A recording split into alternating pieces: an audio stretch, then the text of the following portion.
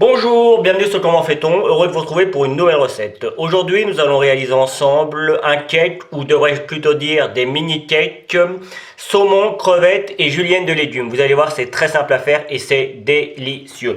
Dans un premier temps, on va s'occuper de la julienne, je veux vraiment dire Juliette, je sais pas pourquoi, de la julienne de légumes. Alors la julienne c'est quoi? C'est juste des légumes découpés en petits morceaux, en petites, vous voyez, c'est assez fin. Alors moi personnellement ils sont congelés parce que c'est compliqué d'avoir tous les légumes en même temps et puis comme là il en faut beaucoup, c'est assez pratique même pour vous. Je suis sûr que la majorité trouveront ça très pratique. Évidemment, si vous avez le temps, vous préparez vos carottes. Là, j'ai mis dans la julienne de légumes, il y a 200 grammes de légumes en tout. J'ai mis du poireau. Alors là, sur le coup, le poireau, c'est du vrai que j'ai congelé à l'avance. Enfin, c'est du poireau frais que j'ai congelé parce que j'en avais trop, donc je l'ai mis. Et puis le reste, c'est les paquets de julienne que l'on achète dans le commerce. Et il y a de la carotte, du céleri et de la courgette. Voilà. Après, si vous avez envie de mettre autre chose, n'hésitez pas. Donc on va commencer par préchauffer. On va enlever l'eau, le maximum d'eau qu'il peut y avoir dans nos légumes. On va prélever sur les 30 grammes d'huile d'olive, on va en prélever un petit peu. Bon, j'en mets à peu près la moitié. Hop, voilà.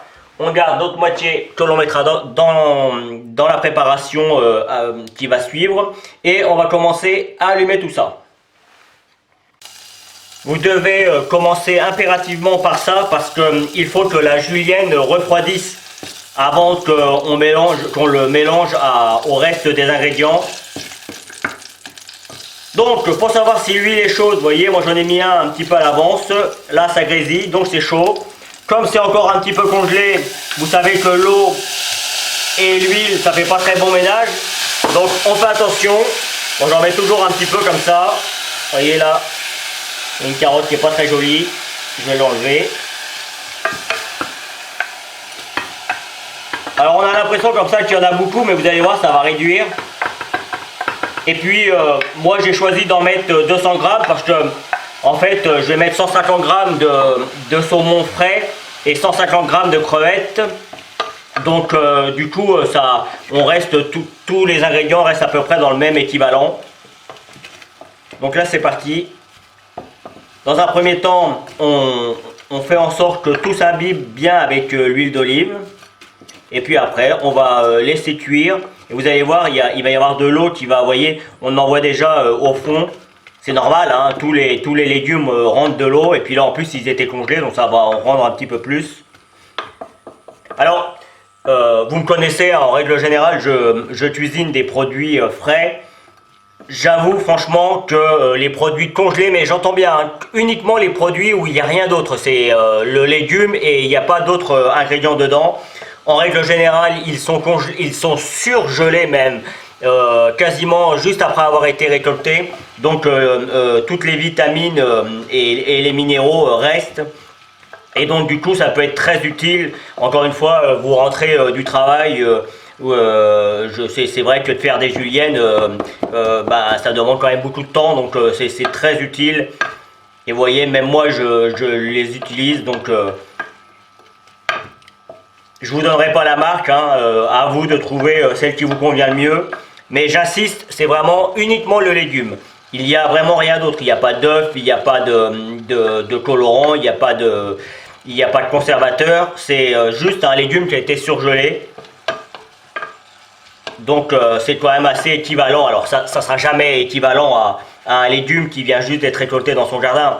Évidemment, c'est pour ça qu'à partir du moment où on peut cuisiner des produits frais, il faut toujours le faire. Mais dans certaines conditions, les produits congelés peuvent être une bonne alternative. Tout comme les produits en conserve. Mais attention des conserves, parce que là sur le coup, on peut avoir des surprises. Il y a de la très bonne conserve comme il peut y avoir des conserves de moindre qualité.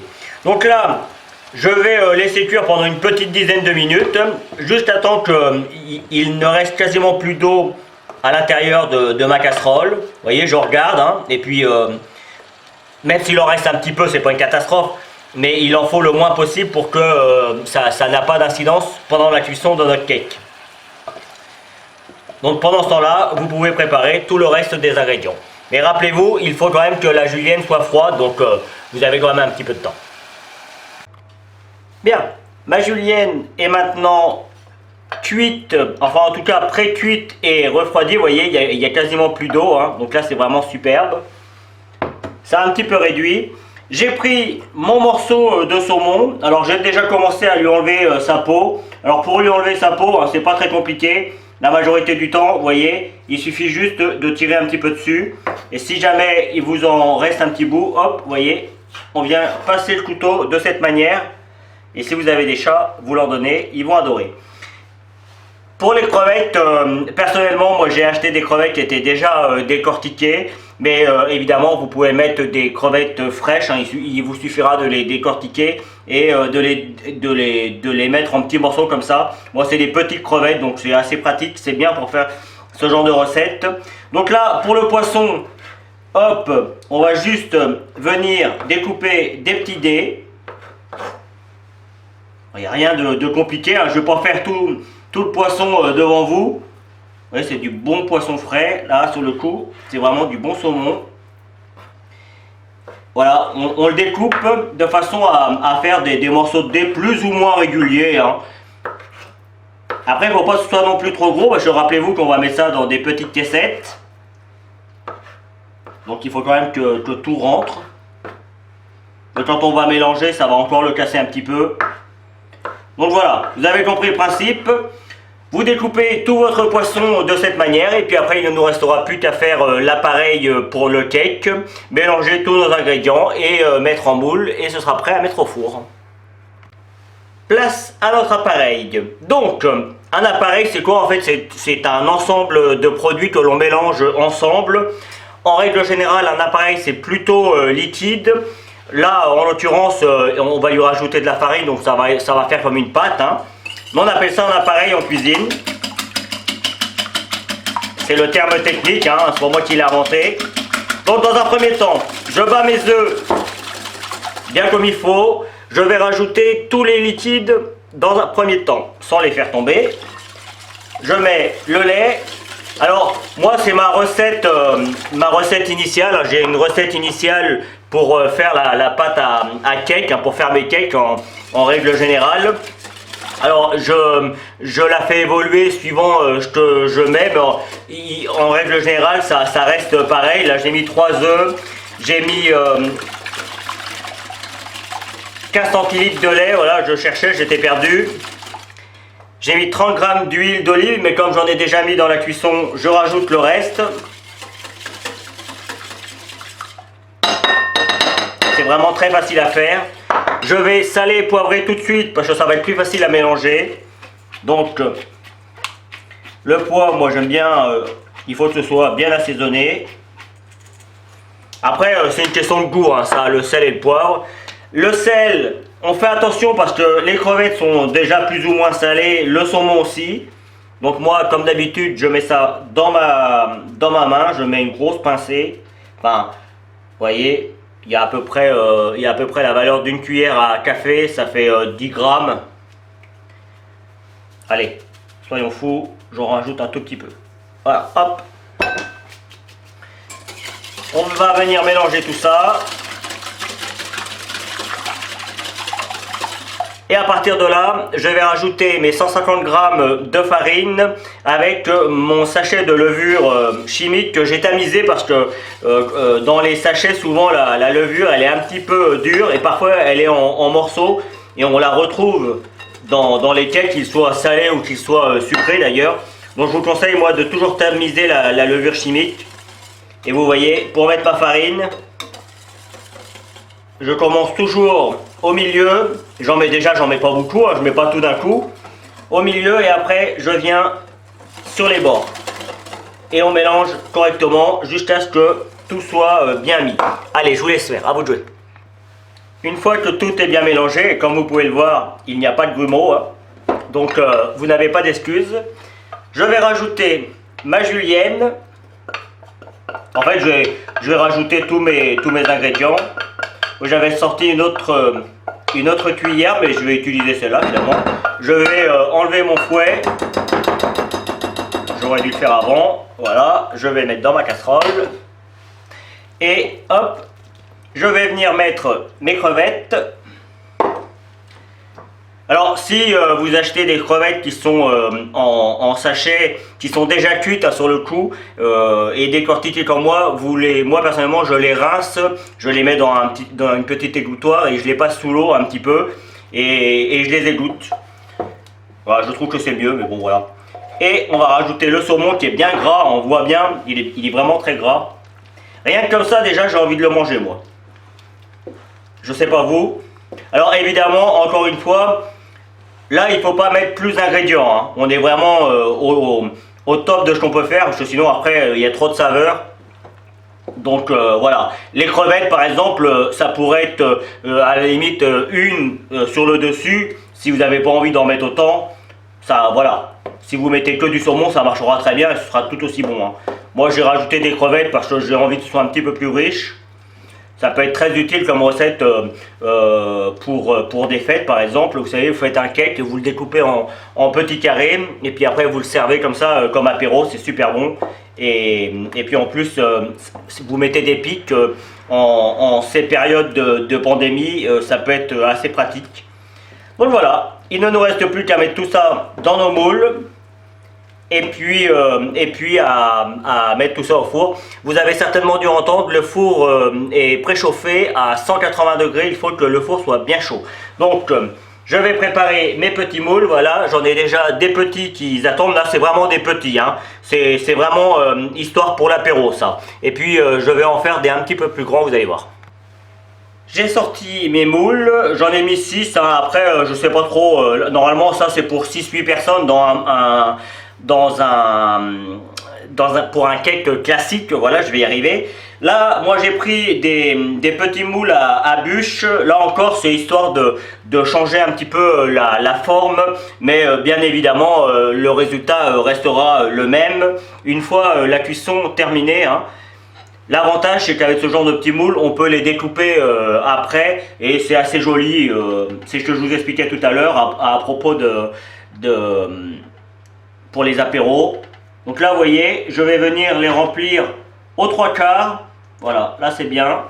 Aux 3/4 pour les grands et puis pareil pour les plus petits.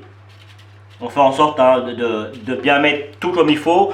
On n'hésite pas à bien mélanger avant de prendre un petit peu de préparation.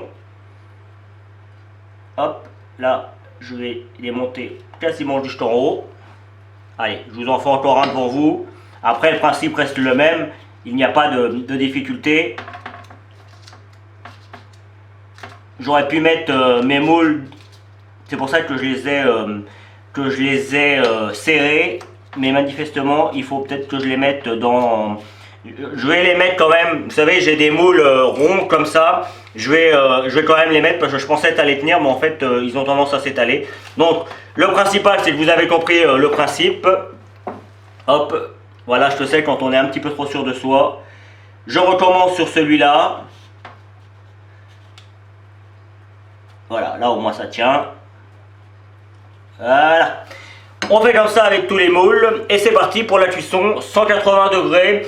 Vous partez sur 30 minutes, ils sont un petit peu plus petits là. Donc vous partez sur 30 minutes et puis moi je vous donnerai le temps exact que cela a pris pour moi dans mon four électrique à chaleur tournante.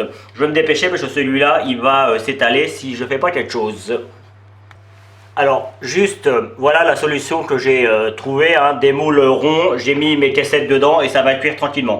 J'ai également sorti des moules carrés, histoire de vous montrer que une fois qu'on a fait l'appareil, on peut faire à peu près ce que l'on veut dedans, enfin les formes que l'on veut, il suffit juste d'avoir les moules. Et évidemment la cuisson, elle est un petit peu différente pour tout, n'hésitez pas à piquer avec votre couteau, au bout de 20 minutes même, vous pouvez piquer avec le couteau pour voir si le couteau ressort propre, nickel, c'est que c'est cuit. S'il ressort encore avec de la pâte, c'est qu'il faut encore laisser cuire. Là ils sont quand même assez fins, donc ça risque de cuire quand même un petit peu plus rapidement. Allez c'est parti, four à 180 degrés, au bout de 20 minutes vous surveillez déjà. Voilà, la vidéo va se terminer sur cette petite image. Alors avant de terminer, je veux vous dire que la cuisson a été d'environ 25 minutes pour l'ensemble des petits cakes. Rappelez-vous que si vous le faites en gros, un cake classique, un cake salé classique, la cuisson sera plus longue, il faut compter entre 40 et 45 minutes, ce qui est normal, hein. Comme vous pouvez le constater, moi je trouve que les petites formes un petit peu différentes sont très jolies. Moi j'ai une préférence pour les petites bûchettes, mais bon, celle-ci là, je trouve que c'est vraiment très joli. J'en ai découpé un et on voit bien à l'intérieur les petits morceaux de julienne de légumes, le saumon et tout le reste. Et j'en ai goûté un, bien que je sais déjà le goût que ça a, mais je confirme, c'est vraiment très bon. À déguster avec une petite salade ou en apéro, comme je l'ai dit, c'est top. Voilà, vous avez certainement dû voir apparaître les liens qui vont vous permettre d'aller sur Instagram, Twitter, Facebook. N'hésitez pas, faites-vous plaisir. Juste après, vous avez également le lien qui va vous permettre de vous abonner à ma chaîne YouTube si vous ne l'avez pas encore fait. N'oubliez pas la petite cloche pour les notifications. Rappelez-vous que je poste une vidéo le lundi et le jeudi matin en règle générale. Il m'arrive parfois d'en mettre une ou deux de plus dans la semaine, mais en règle générale j'en mets deux. Et puis vous avez également à côté le lien qui va vous permettre d'aller sur mon site www.commentfaiton.com où vous retrouverez l'ensemble de mes recettes. Et je vous donne deux autres recettes de cake salé tout aussi simples et tout aussi bons que celui-ci. À bientôt sur Comment Fait-on. Merci vraiment pour votre fidélité. Salut! Vous pouvez maintenant vous abonner à ma chaîne YouTube en cliquant ici. N'oubliez pas la petite cloche pour les notifications pour recevoir toutes mes vidéos. Vous pouvez aller sur mon site www.commentfaiton.com où vous retrouverez l'ensemble de mes recettes. C'est ici et je vous donne deux autres recettes, soit qui correspondent à la recette que je viens de vous donner, soit qui est utile pour la recette que je viens de vous donner. À bientôt sur Comment